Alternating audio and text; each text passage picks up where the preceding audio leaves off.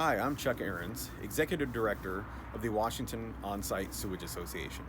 As you can imagine, I'm getting a lot of calls, emails, and questions about the current situation we have with COVID-19, and especially how it relates to the on-site industry.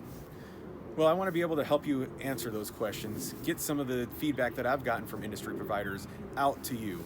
So what I want to do today is actually travel around to some of the service providers in our area here in Washington State, kind of the epicenter or ground zero, if you will, of the current pandemic, and talk to them about things that they're doing specifically in their businesses to help protect themselves, to help to protect the business, their employees, and their customers.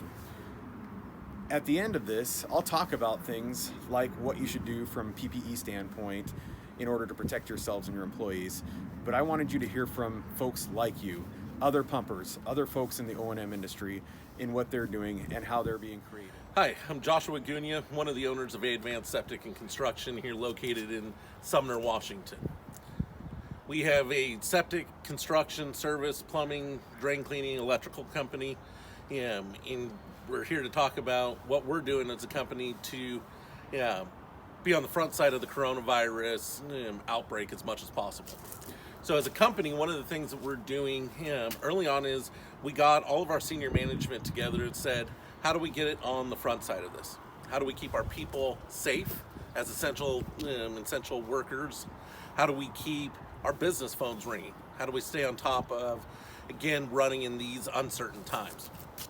Advice, some of the things that sticks out right off the get-go to me is make sure that you have good morale. Right? You've got your team being informed, daily meetings, good communication, that we're here, life's good, things are going to be safe. Right? You got to keep the morale up, and you got to be able to be honest with them. We were able to tell our employees right off the get-go, hey guys, this is going to take us a few days to figure out what are we doing. We've never been here. Right? So, but through the honesty and the transparency, we have so far been able to go several weeks into the coronavirus, and we have a team that is supporting us. They understand that they're essential workers, and we're using that in any of our communications. We're hashtagging, right? Essential workers. Again, reminding our team that they're here to protect, to help provide sanitary services to as much of our industry as we can. So a couple of things that we learned that I would love to provide as guidance to other business owners. Come up with and get educated in what form of a letter or certificate you're going to be handing out to your employees so that they can safely travel to and from work as an essential employee.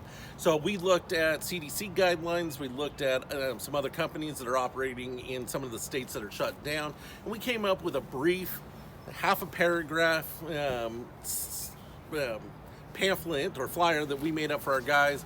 Seems to be something that's been handed out to all of our staff prior to any announcements of Washington State being shut down. So don't get freaked out by it. Don't put too much thought into it. Do some basic research. A second item that we had was you have to pause for a second. So a couple other things to keep in mind. Advertising. Watch your advertising. Where's it getting used? Are you working social media? Most of your audience right now is at home, sitting on their computer, sitting on their devices. Be making sure that your community knows that you're in business and what you're doing as a company to make sure that they're safe as well as your employees are safe.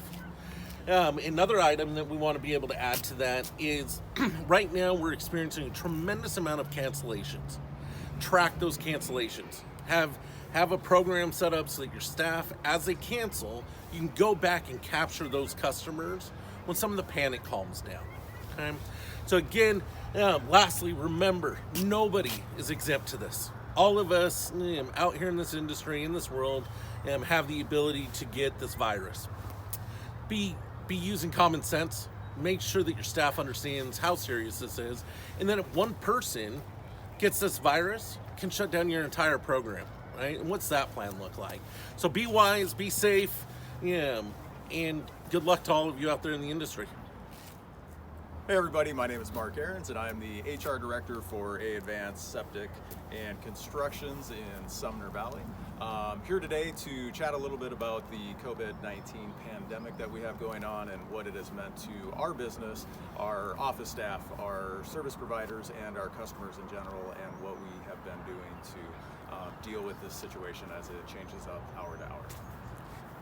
All right, so first kind of company-wide, taking a look at what we have done since day one when we started hearing things from the CDC, from the feds, from the state. First and foremost, we wanted to make sure that we are being upfront and 100% open and transparent with all of our employees, our team members that fall underneath A-Advance. So making sure that as we get any new information on a day-to-day basis or even an hourly basis, we are sharing that communication with our team so they know exactly what that looks like and how it affects them. We immediately have actually, even though we're opening up our lines of communication, we're doing it in other ways versus just meetings. So meetings have come to a standstill unless they are completely necessary. At that point, we're moving those meetings outside, maintaining our social distancing, and keeping them to a minimum length of time as we can, but in order to provide some of those essential pieces of information that we need to make sure gets out there. Probably the biggest thing company-wide that we are doing is ensuring that if we have any of our employees that have a fever, are exhibiting any symptoms or signs that could be something, we're ensuring that they're either staying home or we're actually asking them to head home in order to make sure that they can get diagnosed, see what that looks like before being reintroduced to the team to ensure that we don't have a problem that turns into something bigger. The way that we're really trying to take care of that and do it in the quickest manner possible is by utilizing our medical benefits that we have for our team through a teledoc service, Healthiest You. They can get online without even having to go to the hospital, get diagnosed from a service provider, from a doctor, and then we can go from there and see what that looks like. All right, so next, really quick, take a look at what this has meant for our office staff. For our office staff, we have actually 100% isolated them from our service providers that are in contact with the general public. We want to ensure that we've kind of created a temporary barrier between the two, just in case anybody was to come into contact with someone, that would not travel its way throughout the entire organization, vice versa, either way. With that being said, also making sure that no vendors are allowed inside as well. So whether that's the parts runners, FedEx, UPS, any other vendors, we're making sure that those deliveries are left outside and we grab those once that individual is taken off at that point in time. The other part is definitely sanitizing. Making sure that every single workstation and everywhere throughout the building is being sanitized at a minimum on a daily basis. We have all the sanitizer and cleaning products necessary to do that for everybody throughout the entire facility. And again, going back to any meetings that need to take place, these are meetings that are either happening via electronic communication at this point and or moving outside to have those meetings if we are getting a small group together and maintaining that social distancing. The final thing with our office staff, when possible and where we are able to, we are also ensuring that individuals are working remote from home, especially those individuals that are in a class that would put them in a higher probability of contracting the COVID-19. All right, so when it comes to our service providers, 100% of the time throughout the entire day and on every job, just like we always would, we're ensuring that we are utilizing our PPE gear and we are ensuring that we have those items in stock and planning ahead of time for what that looks like next week, next month, to ensure that we have everything that they need. One other thing in addition that we're doing is providing everybody with a spray bottle with some heavy-duty sanitizer. I think you'll actually see a video of one of our foremen, Adele, spraying himself down when he gets back from a work site. But our drivers are utilizing that to spray down their interior cabs of their trucks on a daily basis, on a regular basis, just to ensure that we're killing anything that might be out there. The other part that we're doing is making sure that our dispatch team is actually screening all of our customers when they schedule an appointment for any of our services. So our dispatch team has a series of questions asking if there's anybody at the household that has a fever, has any symptoms or signs of COVID-19, is there anybody that is tested positive for COVID-19?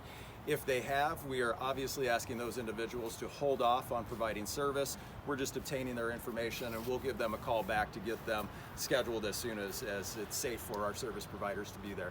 On the flip side, we're also wanting to make sure that our service providers feel comfortable that if they do get out to a site and they see individuals that are exhibiting these signs, that they feel comfortable to give us a call and say, hey, I don't feel great about going into this home at this point in time.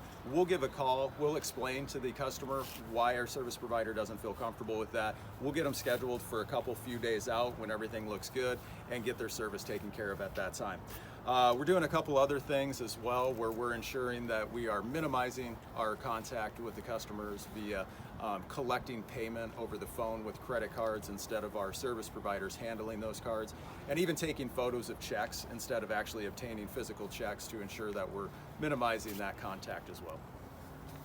I think one other important note to add in there is well, we said we were maintaining some barriers and an isolation between our drivers and our office staff. Just to explain that further, our service providers that have contact with the general public are actually not allowed to go into the building at this time. All dispatch meetings, everything is happening in the shop or outside. They are 100% not able to go into the offices, just like our vendors, even to the point that we have set up some outside toilet facilities so that they don't even have to enter the building for that as well. All right, so last but not least, I want to definitely express probably the most important thing that we've been doing during this stressful time. Information changes hour to hour, day to day. We've just been doing all sorts of contingency planning. And what we have found is that as we have prepared for the worst and expected the best, we've had the best outcomes. So again, we're making sure to communicate ahead of time what things could look like with our team if things do get tougher, if we do have mandatory shelter in places. What does that look like? What does it mean for you? And it seems like every time we plan for the worst, the best is happening. So I would really stress to everybody, plan for the worst, but expect the best. And go from there. With all the stresses and everything, we still got to have a little bit of fun. So right now, with A-Advanced, any customer that has service provide us with us, they actually get a roll of toilet paper and they get a spray hand sanitizer bottle as well. So you got to have a little bit of fun, keep everybody safe out there. Most importantly, remember that we're all susceptible to COVID-19. We got to be wearing the PPE gear. It's like no other things that are out there when we're servicing and working in this business. We're all susceptible to it. Don't think you're invincible. It only takes one person and it could mean that the doors are closed, and that's the last thing that we want, not only for the business, for the customers, but also for our employees. Huge shout out to those WOSSA members who are able to provide us with information that you see in this video. It's great to have resources like that are willing to share information. Thank you for watching this video, and I'll just leave you with a little piece of information.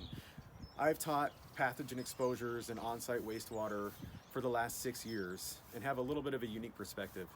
And one of those things that you need to be aware of is nobody is immune to COVID-19.